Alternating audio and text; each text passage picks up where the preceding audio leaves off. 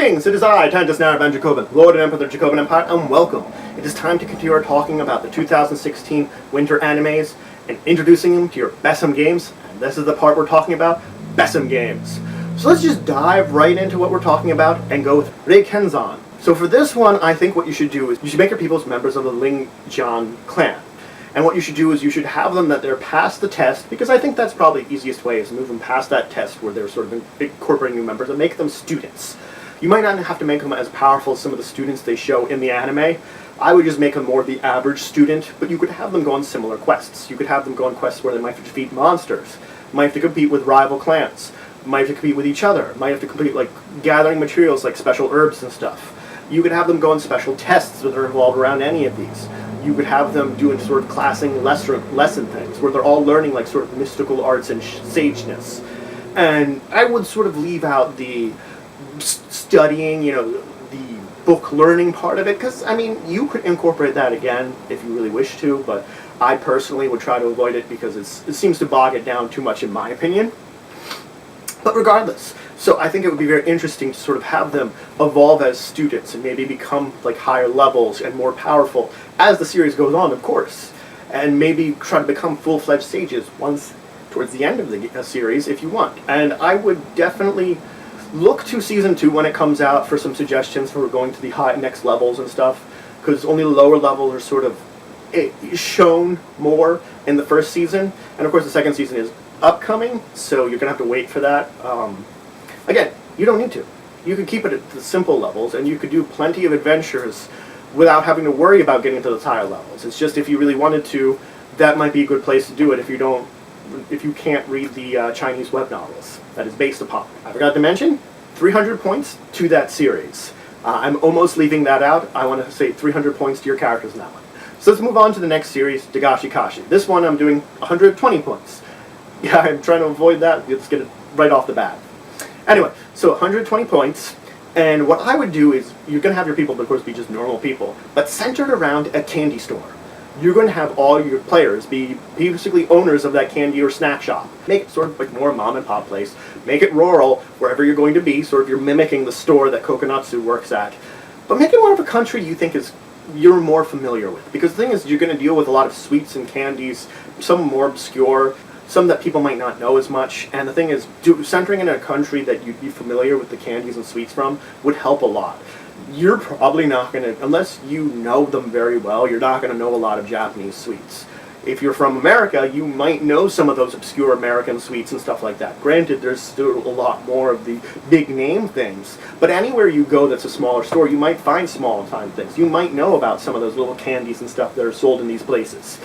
That's sort of what you're going to focus on. Like for me, since I'm in America, I would focus on American sweets. I put it in some kind of small town somewhere, which there are plenty of small towns. You could make it sort of like open fields and valleys like Kokonatsu's town. You could make it more like a small mountain town or more small forest town. Those places exist. So anyway, so now that you've put in the setting and you have your players who are basically people that you can choose to have them that they maybe want to leave. You can make them a family if you want. You can make them just, people that work there together. You can make people that are very passionate there about working there. They can be wanting to leave there eventually. It's up to you it's up to the players how they're going to put that. But then you're going to come up with some kind of NPC similar to Hotaru, who's coming in there and interested in their store. And I would put it that rather they want to take over the store. So as a whole, your characters are probably not going to want to have it lose the store. For whatever reason, you're going to establish that maybe even those that want to leave know that they haven't earned enough money to do so. So it's sort of like you're jumping a ship. And the owner of the store isn't maybe necessarily the people there, or whatever would happen, whatever kind of deal would not be good financially. You just have to establish that somehow in the storyline. It's up to you how you develop that, and it's something to build with your players. So anyway, so when this character comes in there, they're going to then end up competing in some way. What I would do is you'd center little riddles, little like games, little challenges around different sweets, similar to the anime and manga series do. And then you'd have your characters take care of these, whether it be like, oh, they're solving a riddle, oh, they're doing some kind of small game or something that they maybe not have the skills for this, or they're defaulting, and they might have to roll multiple checks. And you come up with this system that they sort of not only just roll the checks, but sort of describe what they're doing so that they can kind of compete together that way, so that maybe even failure means you might have, or you could have degrees of success depending on what they get, rather than outright failure and success. And I would center your sessions around each, like, one game or one or two riddles that, that you have maybe for the riddles, like a story around them, or a game, a story around them that sort of is established. And I think that would be a very interesting series to run, that you sort of have a candy-based or snack-based game. So let's talk about the last one on the list, Nurse Witch Komugi-chan R. Now for this one I'm giving 350 points. I'm going to say your character is going to be a magical girl. That's probably the best there is. So you're probably going to want characters of all female characters. If it's a magical girl series, they're going to be magical girl.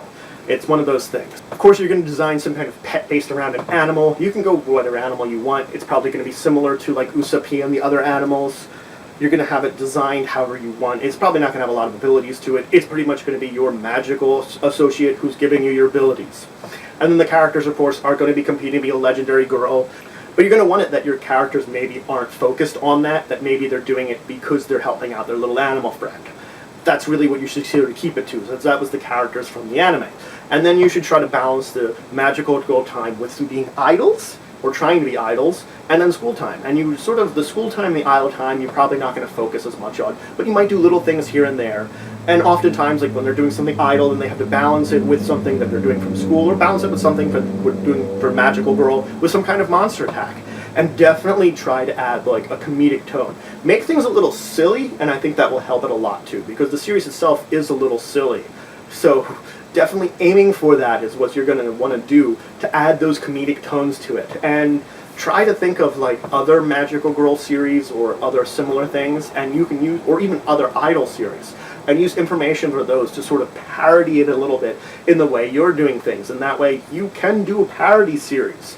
As the game master, you're going to have this sort of knowledge base of these things to parody them. And you don't even have to like necessarily see them very deeply. You should just look into some of them when you're designing your different little adventures that you're doing in this world. So that's it for today. I've gone over these 3 series and told you how to use them in your BESM games. And these are very different and very interesting BESM games to run.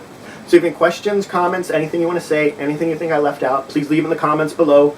Please like this video. It's a great way of showing support for the channel and the Empire. Please subscribe if you already haven't. We're always looking for more members, more citizens. And please share this video if you know anybody that would learn anything from it or would just enjoy watching it. And until the next time, I bid you farewell.